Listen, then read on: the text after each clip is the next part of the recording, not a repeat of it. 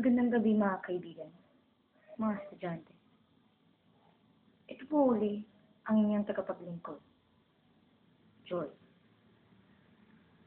Ayon sa aking mga nakalap na sources, meron daw pong isang estudyante ang nagkahasa ng isa ring estudyante. At sa kasamaang palad, hindi makilala ang ng rape.